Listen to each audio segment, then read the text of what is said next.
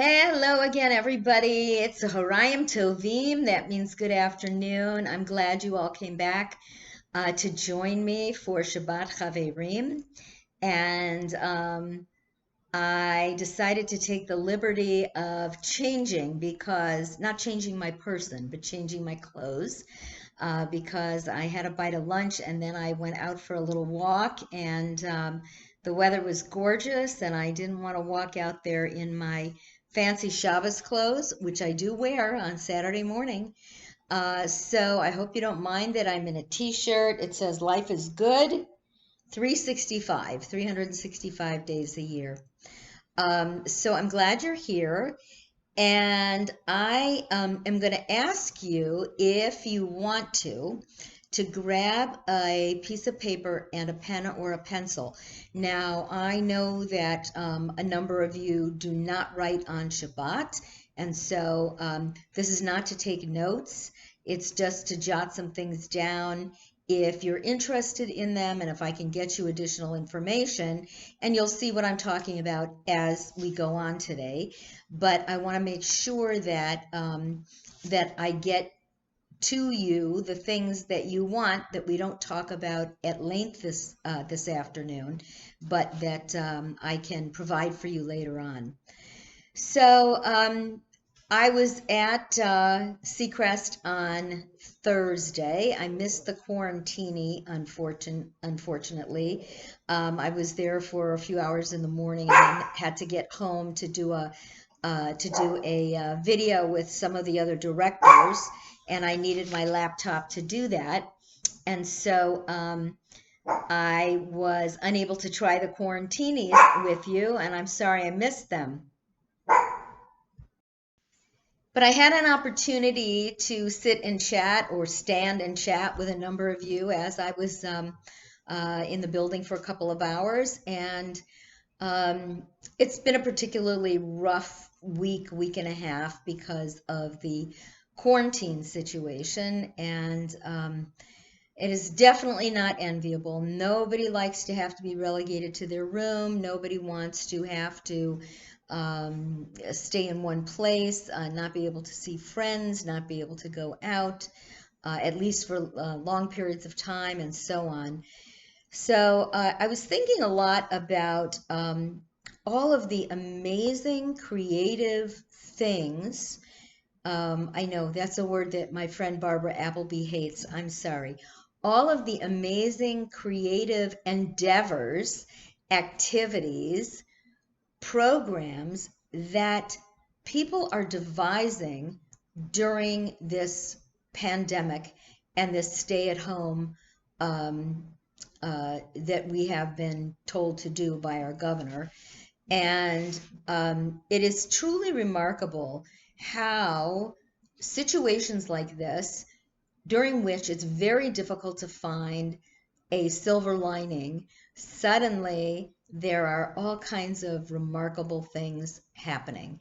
And I'm not just talking about medically that pertains specifically to the pandemic, to the push for treatments, to the push for a vaccine. And I heard yesterday, I think, that that there is a vaccine already in its second phase of trials because the first phase went so well.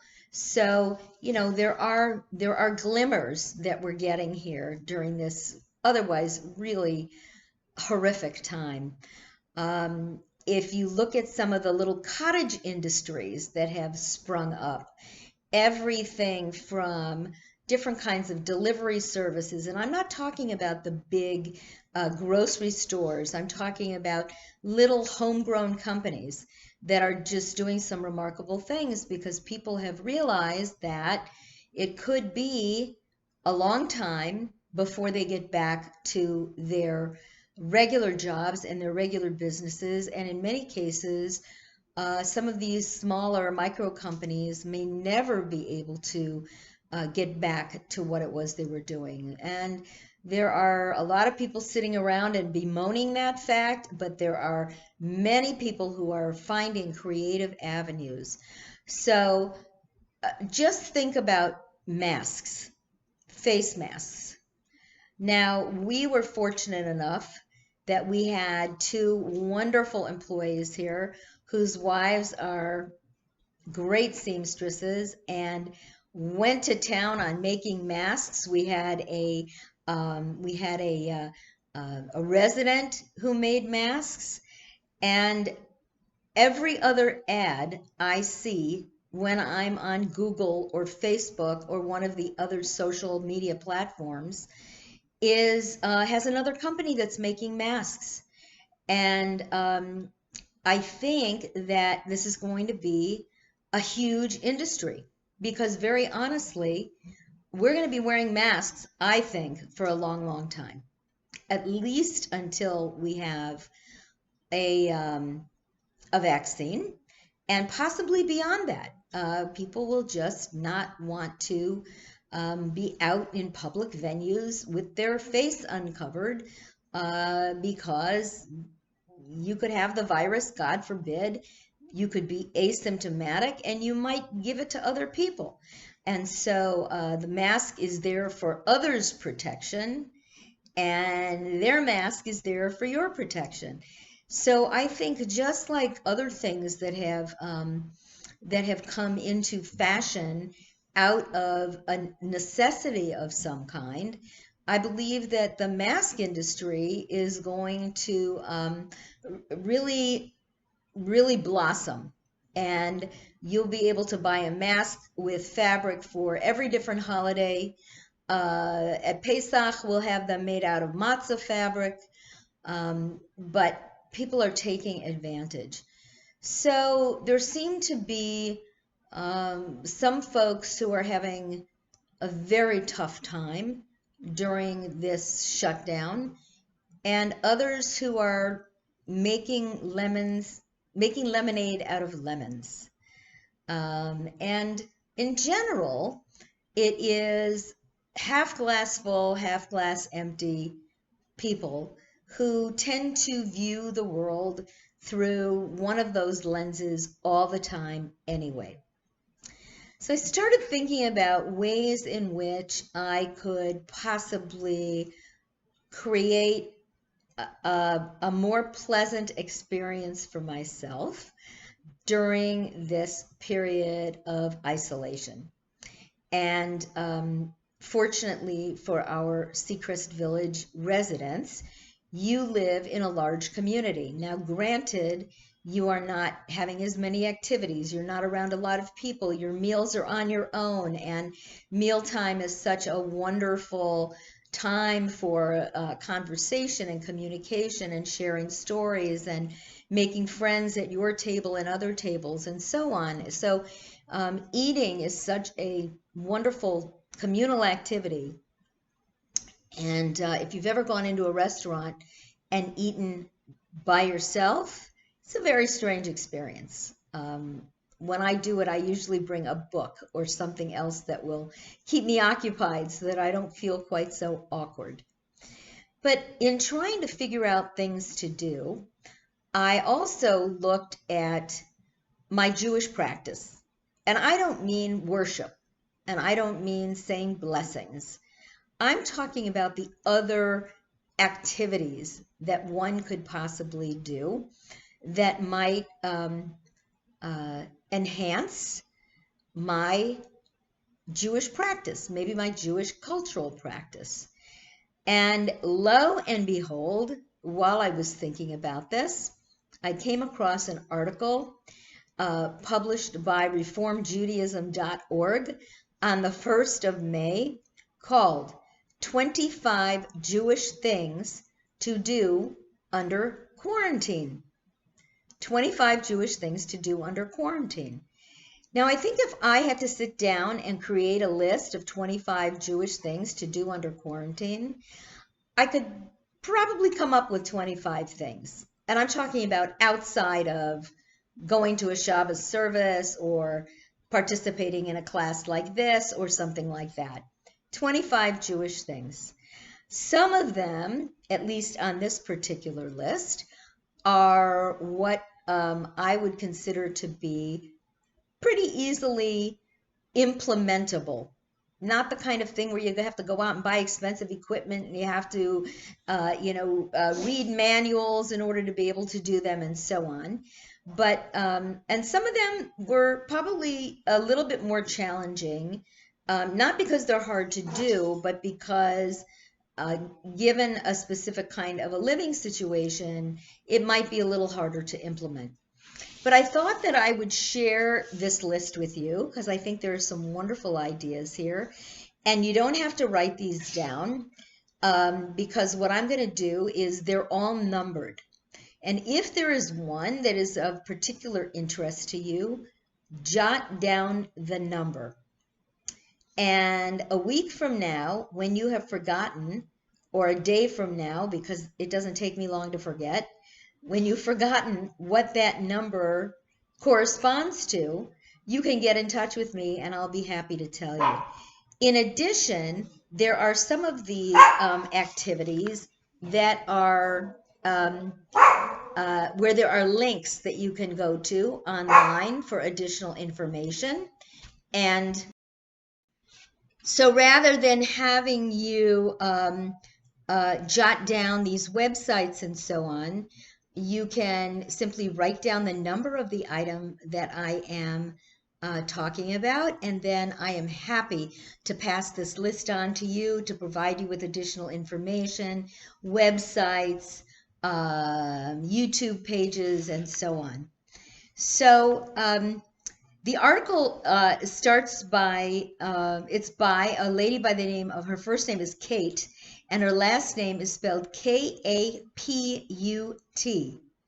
Kaput, although she probably pronounces it Caput or something like that. But, you know, you would say kaput, and many of us are feeling pretty kaput right now.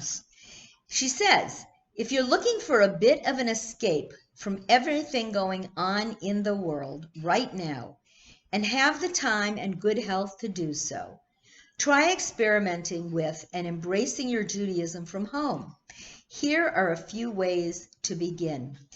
Now, I realize that that we have a lot of time on our hands, and sometimes when you have a lot of time on your hands, it is more difficult to create a little bit of organization for yourself, because you say, oh, I have all this time, what am I going to do with it? And much of the time you spend wondering what you're going to do with it. So I think that this is going to provide us with some answers to that question. And she also says, if you have the good health to do so. And despite some daily aches and pains and some more serious ongoing medical issues, thank God, most of us are doing okay. And so I think that there are an awful lot of various things that could be done here that you would really enjoy doing. So I'm going to, while I go through this list with you, also refer to some additional information on my phone because there are some active links on here that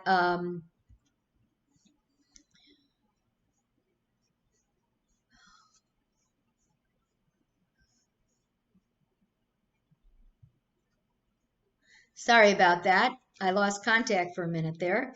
There are some active links on here that I want to be able to look up and give to you as I am speaking to you. So I have this article in front of me, but I'm also going to look up these links.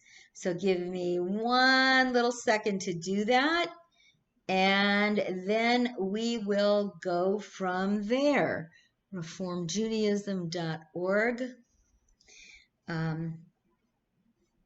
And remember, if you'd like to jot some of these down so that you can contact me later and get the information, I am thrilled to give it to you. So let's see. Judaism under quarantine.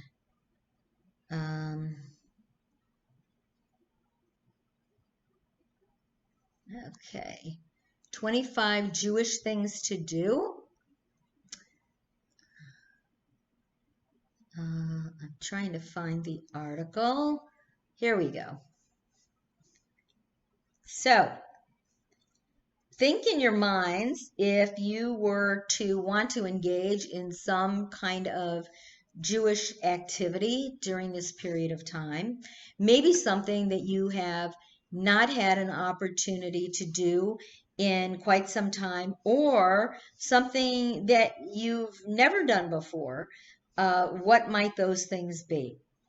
And you can either jot them down, or you can just think of them um, quietly in your mind, and let's see if any of them replicate the list that I'm going to give you.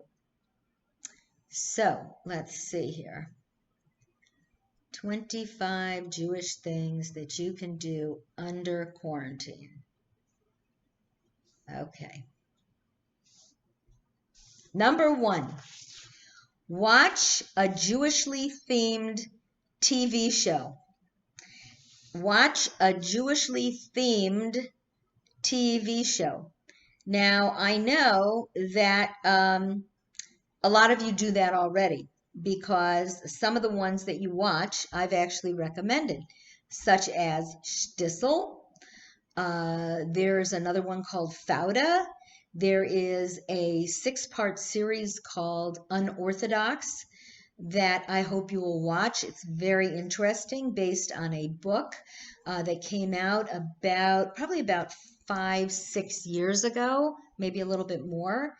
And so many others. And one of the things that was so phenomenal when I was in Israel was we went to the Ma'ale Film School in Jerusalem and met many of the new and up-and-coming Israeli filmmakers and producers and directors. And the young man who actually spoke to us and gave us the seminar, the session that day, is one of the producers and actually one of the filmmakers on Shtisel. We saw 2 short films, both of which had been in Jewish film festivals in the past, and both of which he had worked on. And I don't recall the names, but I know that I can look them up and find them from my notes.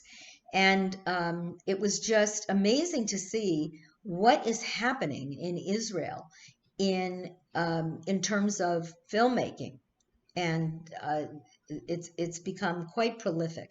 So there are a lot of Jewishly themed TV shows. Now, when we say what's a Jewish TV show, it can either be about a Jewish topic, or something that is written by, acted by, or produced by somebody who's Jewish. So it's the same thing we say, for example, if you want to read something by a Jewish author. Maybe they are Jewish, but perhaps the content, subject matter of the book is not specifically Jewish. So a lot depends on what you're looking for. Those of you who have been watching The Marvelous Mrs. Maisel know that that is infused with Jewish humor and culture and so on. So they give us a list of 14 of their favorite options that are on Netflix, Hulu, and Amazon Prime. So that's number 1. Watch a Jewishly themed TV show. And so jot down number 1 if you think that's something you might be interested in. And I will get these links to you so that you can look up these different shows, some of which you've heard about and some of which you may not have heard about. There is a show by the name of Fauda, which is a dramatic depiction of Palestinian terrorism and Israeli undercover agents, very realistically done. It is pretty graphic. There is some naughty language, so it's not for everybody who doesn't really enjoy that kind of thing. But at least you'll get a sense of what's available out there. Okay, number 2, something that if I were to put together a list of 25, I probably never would have come up with. Get more comfortable talking to God. Get more comfortable talking to God. How many of you ever talk to God? Now, I can't see a show of hands, but think for yourself. Do you ever just talk to God? And I don't mean in prayer or saying a bracha. I mean just talk. So there's actually a very old practice of doing this that comes out of Kabbalistic Judaism, out of mystical Judaism, and it is known as Hitzbodedut, which is literally means self-isolation. And it's a style of prayer that was first popularized by Rebbe Nachman of Bratslav, and it's the act of open and spontaneous and direct communication with God. So, for those of you who saw the movie Ushpizin, the movie Ushpizin was about the Jewish couple in Jerusalem around Sukkot who are trying to have a baby, and all kinds of mishaps and funny things happen. They invite these people into their sukkah who they think are long lost relatives, and they turn out to be no goodniks. Some of this might be familiar to you. In the opening scenes of that movie, the husband of the couple is walking through the streets of Jerusalem, talking to himself very animatedly. And what he is engaging in is this Hasidic practice known as Hitbodedut, which is literally conversing with God. And it is a stream of consciousness that just allows you to say whatever you want to say as if you are really having a conversation. And I've actually practiced this for a couple of years now, and the purpose is to have some, for lack of a better word, epiphanies or aha moments in having these conversations while you are talking to God. And there are 3 steps that get one into this mode, and that's not something I'm going to go over right now, but if you're interested in learning more about this, I'm happy to share that information with you. And that's number 2, get more comfortable talking to God. Probably there's not one of us who hasn't had some sort of conversation where we're talking to ourselves, sitting in the car and you're just chattering away, and you look over next to you and the person sitting in the car next to you is wondering if maybe you haven't kind of gone off the deep end, although nowadays so many people have their phones on speaker that you could just as well be speaking to somebody on a cell phone. But Hitbodedut, it's this stream of consciousness of just having a conversation with God and seeing what comes up. Quite an interesting process. Okay, number 3. Number 3 is not something that most of us can do. In fact, I would venture to guess that it is something that none of us who are either participating in this today or watching this could do. And that is call your mother. Calling your mother is a very Jewish thing to do. And it goes on to say, or your father, or grandparents, or aunts, or uncles, or siblings, or friends, or whomever. All of the above. Many of us wish, coming into this Mother's Day, that we could call our mothers. I know I certainly do. It's almost 2 years since my mom is gone, and I miss her terribly. And last year was a whole different ball game, because last year I went to Laguna, and my son and his wife drove down to Laguna from LA, and I drove up to Laguna, and my daughter-in-law's mother, Valerie, lives in Laguna Niguel, and we made dinner together on Saturday night, And on Sunday morning, we went out for a beautiful brunch. And then we all went to see Hershey Felder in concert at the Laguna Playhouse. So it was the first Mother's Day I had spent physically with my son for years and years, because we've always lived on opposite coasts and not been able to get together and so on. This year is a different story, and it's a different story for all of us, because many of you have daughters who are mothers. Many of you have granddaughters who are mothers. You have sisters who are mothers. And so we're unable to gather together physically as a family this year for Mother's Day. And I'm afraid possibly for Father's Day as well. But there are ways that we can supplement those relationships through other means, through FaceTime, through Skype, through Zoom. It's amazing how much technology everybody has learned during this time.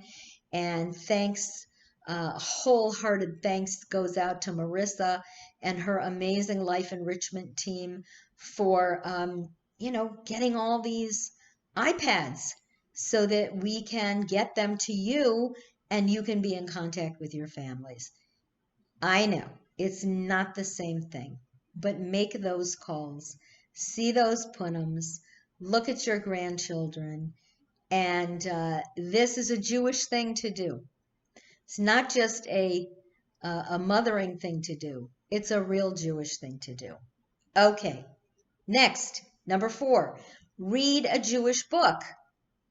We have all this time on our hands. Well, some of us do. Some of us are working from home. But we have a lot of time on our hands. And, I always say that Seacrest reminds me of a cruise ship without the coronavirus. Because on a cruise ship, you could do whatever you want to do, or you could do nothing at all. You can go up to the deck and sit like kind of like a beached whale on one of the lounge chairs on the deck, or you can be involved in activities 24 hours a day, literally, plus all the stuff that you do when you get off the ship. So now that there is some real leisure time, and there aren't as many activities going on, and many of the activities that are limited to a certain number of people, you have more time to read.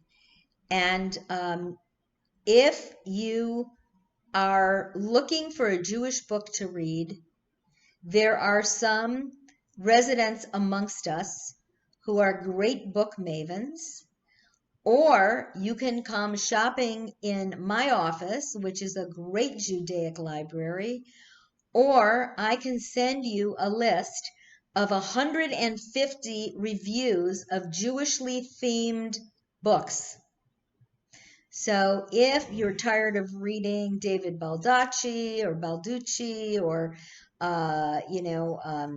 Robert Crown or some of the other writers of mysteries and crime stories and so on, not that there's anything wrong with that, but if you're looking for a little variety and you're looking for some really great Jewishly themed books, I can shoot you in the right direction. Just ask. Okay, number 5, bake challah. Now, some of you baked challah several months ago with Marissa in the rec room. The chalots were gorgeous. They smelled amazing, and turned out beautiful. That is something that right now we can't do because we can't gather people who are putting their hands in bowls and flour and touching each other and so on.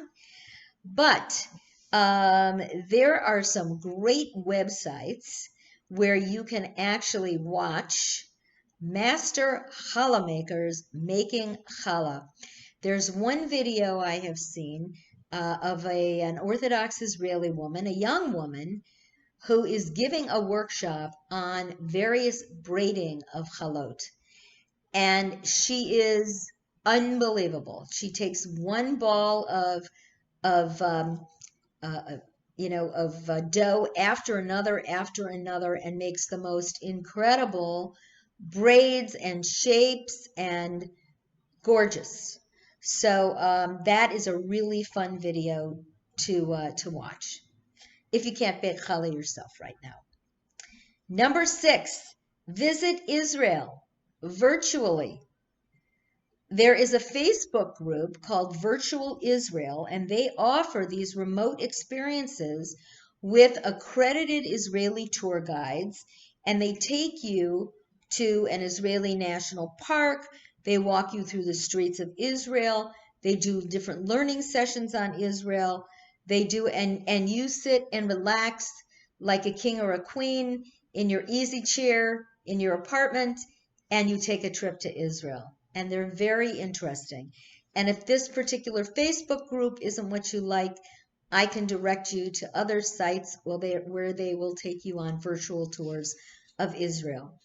It's a lot less expensive, and you don't gain 30 pounds eating falafel.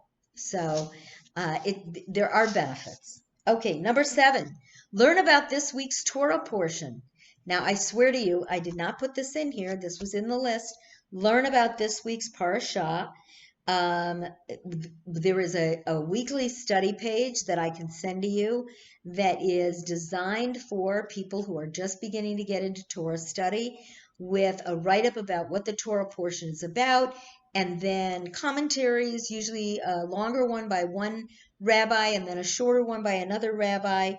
And we can either print it out and put it in your physical mailbox, or it can be delivered via email into your email box every Monday when you subscribe to a certain link. And I can give you that link. I'm not going to give it to you now because I don't want to take time to read it. But if it's something you want to study the weekly Torah portion, that is activity number 7.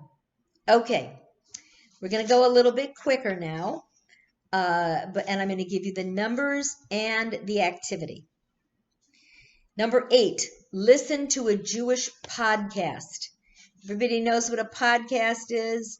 It is like a video, but it is auditory. And you listen to it on headphones, on your cell phone, or on an iPod. And there are some amazing podcasts, some of which are actual stories read by authors, some of which are discussion groups on every Judaically themed topic that you can think of. And this particular article recommends 6 different Jewish podcasts to help you engage in Judaism from home. All right, number 9, this one is important. Say a prayer for those who are suffering. Say a prayer for those who are suffering. So during services, we always say the comforting words of Misha Berach, a prayer for healing, for those who are struggling with physical, emotional, spiritual challenges. And that includes people who are suffering from physical and mental health issues that are really so prevalent right now during the coronavirus pandemic. And in watching a number of different television programs featuring psychologists and psychiatrists, they are talking about the increase in psychological issues that people are having as a result of this pandemic. And not those who are necessarily affected absolutely directly in that they have the virus themselves, but people who have lost jobs, people don't know when they're going to go back to work, people who have lost money in their portfolios, all different kinds of things. This is a time when we are really looking at our lives and wondering how they may or may not change in the future, and adapting different types of coping mechanisms to help us get through whatever those changes might be. Okay, number 10, listen to Jewish music. Again, they have a couple of wonderful playlists that they recommend, and I'm happy to pass those on to you. Listen to Jewish music. So, oldies are wonderful, rock and roll is wonderful, but there's nothing like listening to some Jewish music. And there is everything available from Jan Pierce to hip hop and everything in between. Jewish music is such an incredibly broad category right now that it's quite remarkable. So I'm happy to send you any of those as well. Okay, watch a Jewish movie. Jewish movies celebrate happy, sad, hilarious things about American Jewry. So many movies come to mind. The Frisco Kid with Gene Wilder, and Yentl. Um, of course, my mind is going to go blank now, but there are so many fabulous Jewish movies. Um, uh, Keeping the Faith, which just had its 20th anniversary. I cannot believe it. I saw that movie as a first-year rabbinical student in Israel. So watch a Jewish movie. Try a new to you Jewish recipe. There are some wonderful Jewish recipes online, some of which you may have never heard of. We love to do our cooking classes, and when our Shinshinim was here, Erez, we made shakshuka, which was phenomenal. But there are incredible Jewish recipes, and sometimes it's just fun to browse the recipes, even if you're not going to make it. Look at Ashkenazi recipes, look at Sephardic Jewish recipes, and maybe you'll even find something that looks amazing and maybe not too complex that we could gently nudge our kitchen to try to make for us. So anything's a possibility, right? I'm a positive person. Tell a Jewish story. Tell a Jewish story. You don't know a Jewish story? Yes, you do. If you are Jewish, your life is a Jewish story. Tell the story of your life. Get your grandchildren or your great-grandchildren on FaceTime with you or on a Zoom call with you and tell them about what it was like growing up as a little kid in a Jewish neighborhood in New York, or as a youngster in high school, or what it was like as a Jewish GI, or whatever your Jewish story is. Share it. And I guarantee that what you're going to get is, tell me more, Grandpa, or tell me more, Grandbubby. I'd like to hear more. You have a Jewish story. We all have a Jewish story. And you can even embellish that Jewish story a little bit, maybe just to make it a little more interesting. So we know that in our tradition, there's this beautiful, in Judaism, a beautiful tradition of handing down stories, passing down stories from one generation to the next. So there is a weekly storytelling podcast that teaches meaningful lessons and asks thought-provoking questions. It's called Stories We Tell. You can listen to it on your smartphone or on an iPod, and I'm happy to give you the links for that as well. Okay, do a Jewish activity with your kids or your grandkids. Now, I realize that many of them are also cooped up at home, and their parents are probably trying to think of things that they can do that are Jewishly oriented, crafts, and all kinds of other activities. So for purposes of this article, they have rounded up their favorite Jewishly inspired crafts, recipes, activities, videos, and more that can be done by a family to occupy their time while they're at in these days at home. And by the way, if it is a simple enough project, even you can do it with them.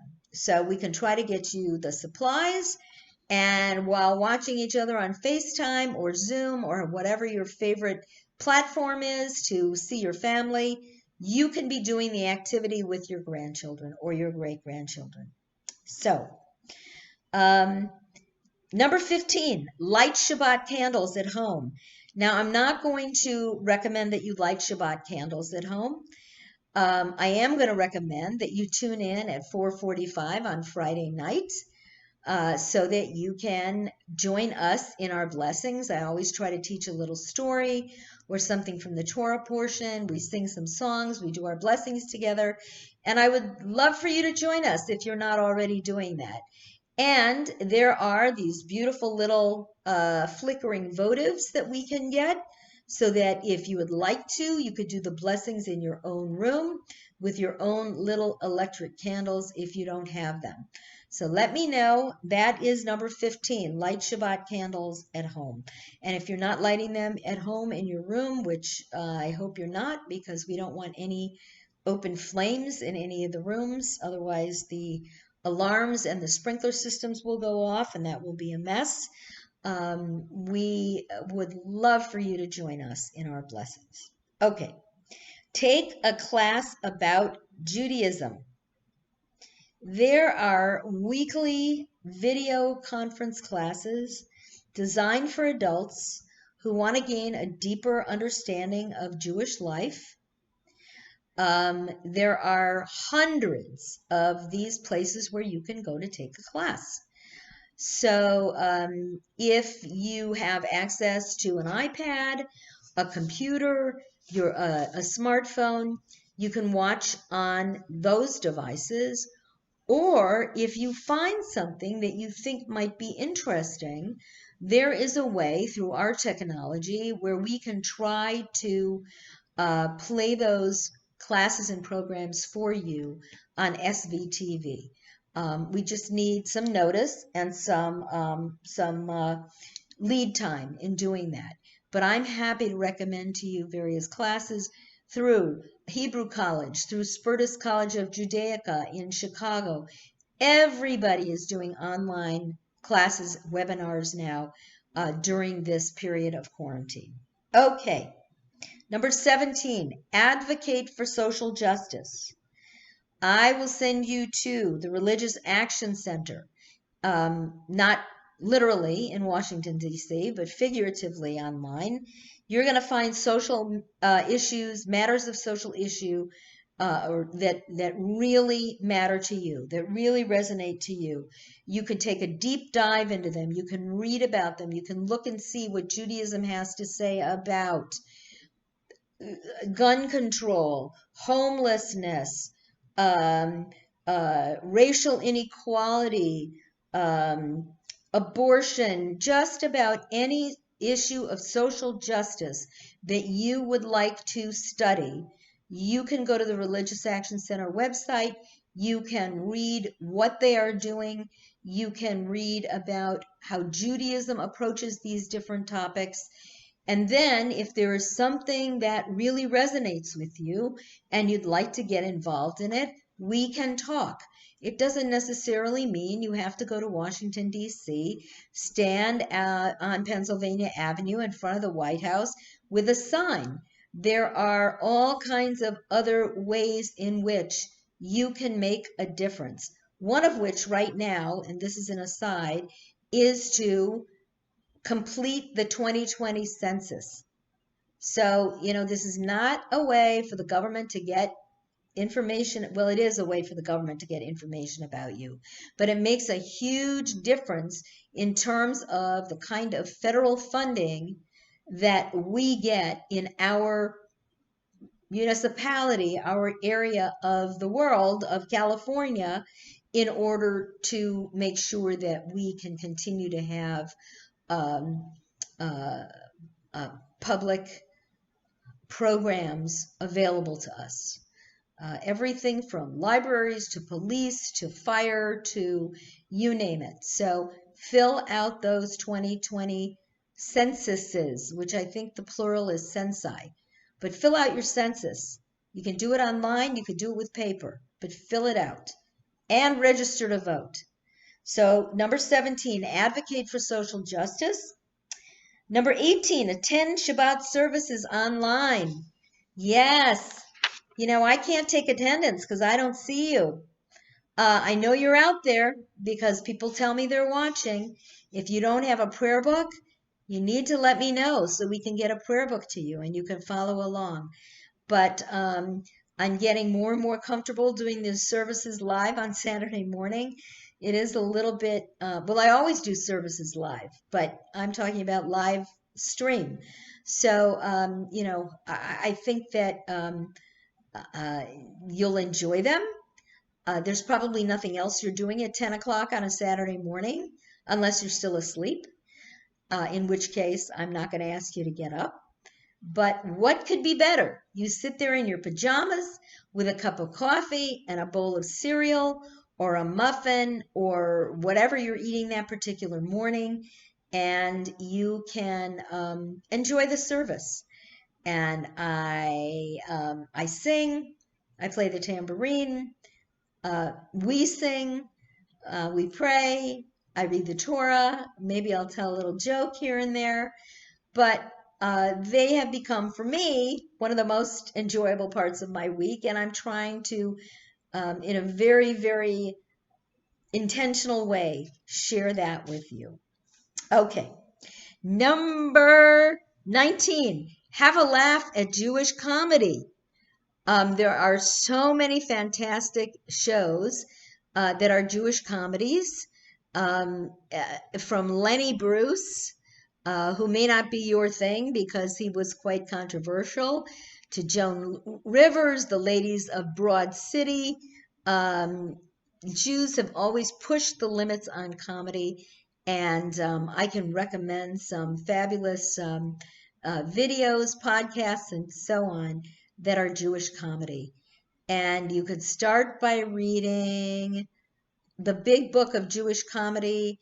And I remember reading it and just roaring my head off throughout almost the entire thing. And I will get the author for you. Very famous author, whose name, of course, I forget right now because it's Shabbos and I try not to think too hard. Okay, do a mitzvah.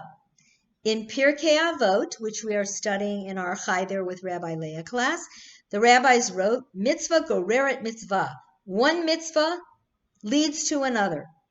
So in this time when so many people are struggling, how can you do something good for another person and for the world? And even if it means just writing a small check to a local food bank to make a donation, when so many people are having trouble feeding their families, that is a mitzvah.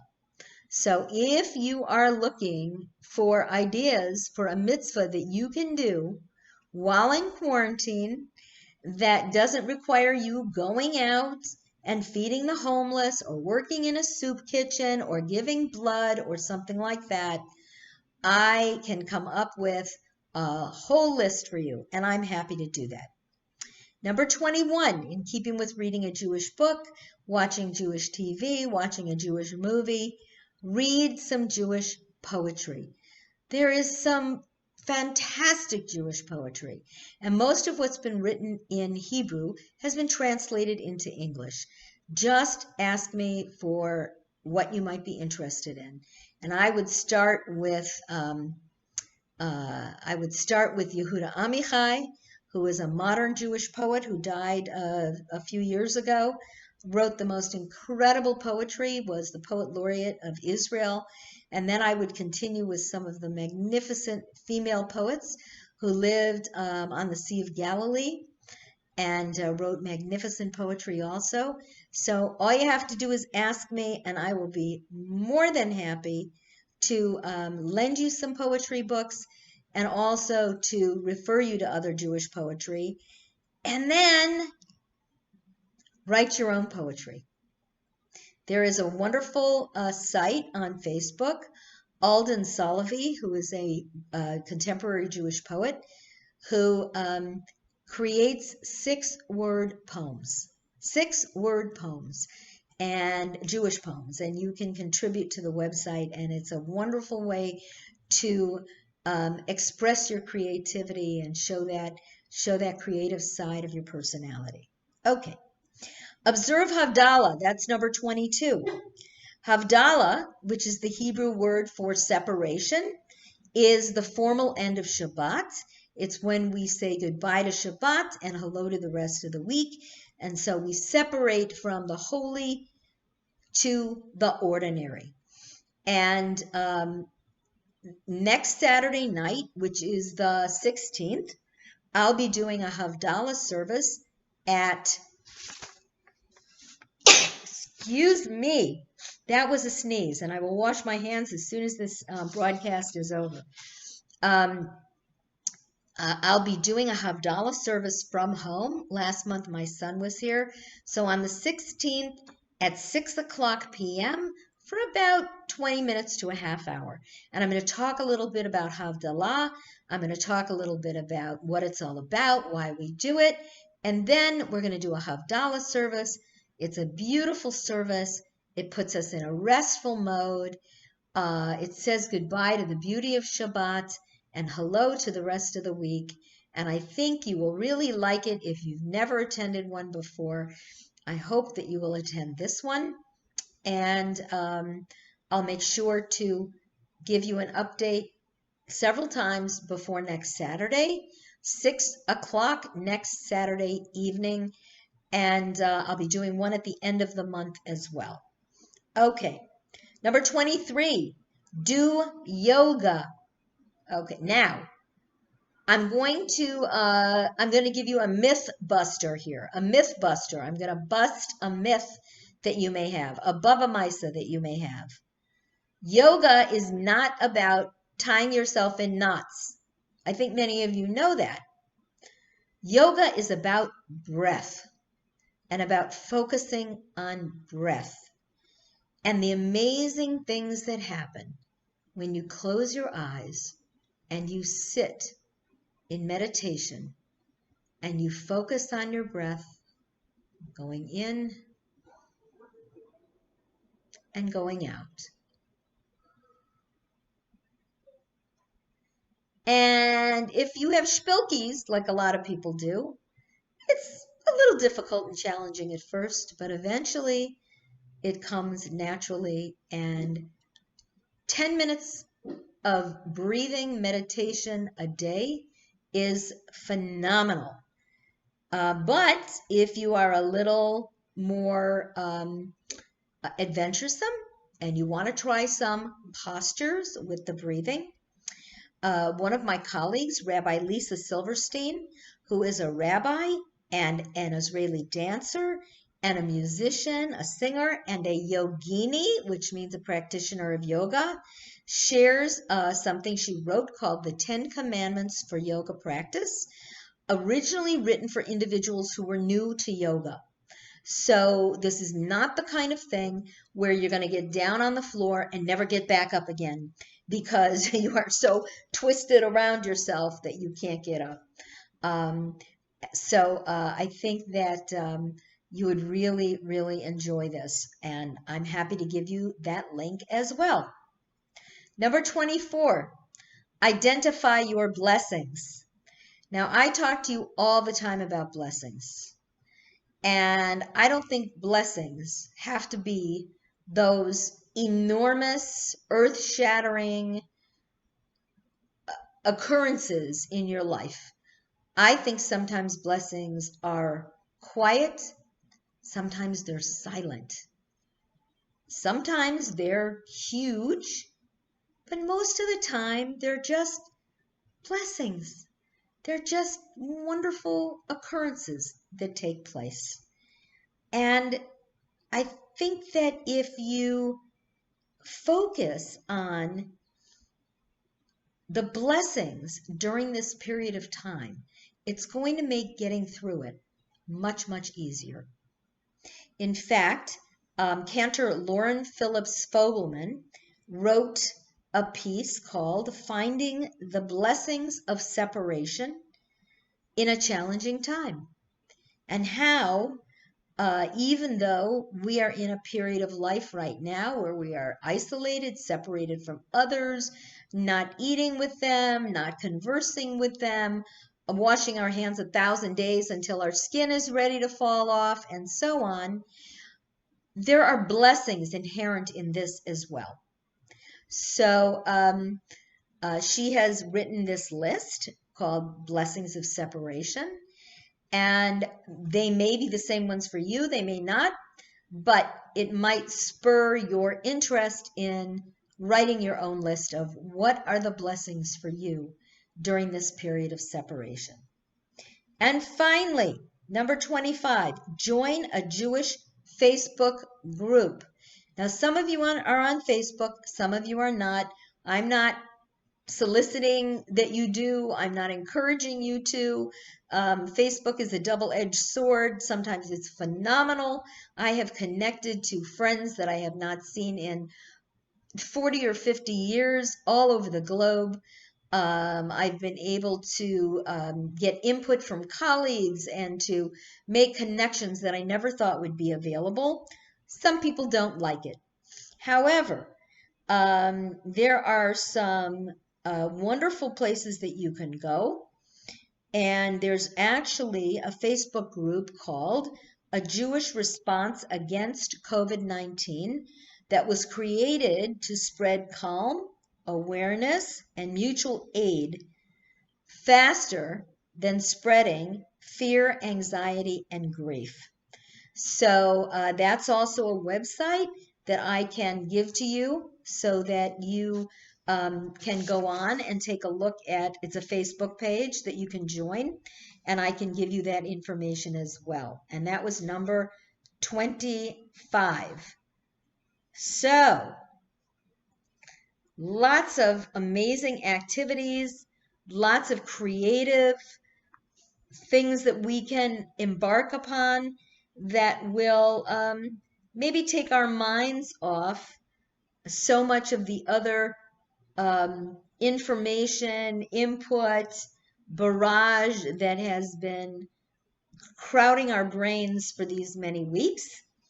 So I hope to be able to share some of those with you when you get in touch with me, either by email or by calling me. And now, finally, I have something that I would like to read to you because this Sunday is Mother's Day. And for those of us who are moms, it's always a special day. For those of us who are not moms, we all had a mother, and hopefully honor her and remember her and can smile and love those things that we remember. So this is called A Prayer for the Shabbat of Mother's Day. And it was written by Rabbi David Wertschafter. So I'm going to leave you with this. To mothers serving our country overseas while their children remain at home. To mothers with children in the military who pray for their children's safe return. To mothers who labor each day at jobs requiring tremendous empathy and patience. To the teachers, nurses, doctors, police officers, EMTs, and therapists who come home each night to children who need help with homework, a shoulder to cry on, and someone to whom their feelings matter. To mothers in prison, jail, and detention centers whose interactions are relegated to visiting day, visitors' hours, visitation rules, and monitored phone calls. To every mother who worries about the water her children drink, the air they breathe, the school they attend, and the neighborhood they live in. To every mother who has endured the loss of a child. To widowed mothers, divorcees, single moms, welfare recipients, and Medicaid participants. To super moms, tiger moms, working moms, stepmoms, and self-doubting moms, which I think is every mom. To mothers estranged from their children, and to mothers who talk to them all the time. To new mothers and grandmothers and great-grandmothers, happy and unhappy, perfectly content, and utterly exhausted. To mothers rich and poor, well-schooled and undereducated, straight, gay, bisexual, and trans, mothers of every religion and race, whoever you are, wherever you are, and whatever you do, please remember this. We wouldn't be anything, anyone, or anywhere without you. Happy Mother's Day from all your children. And let us say, Amen. Shabbat Shalom. Have a wonderful afternoon. Lehitraot. I'll see you again on Tuesday for Chai There with Rabbi Leah. Have a wonderful rest of your afternoon and evening. Stay well. Enjoy your Mother's Day tomorrow. Bye-bye.